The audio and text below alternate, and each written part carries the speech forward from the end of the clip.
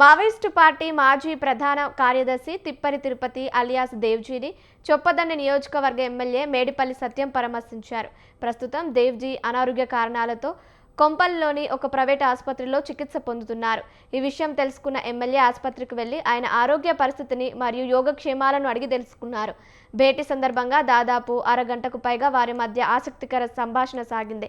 తన సుదీర్ఘ విప్లవ ఉద్యమ కాలం నాటి జ్ఞాపకాలను, అప్పటి అనుభవాలను దేవ్జీ ఎమ్మెల్యేతో పంచుకున్నారు.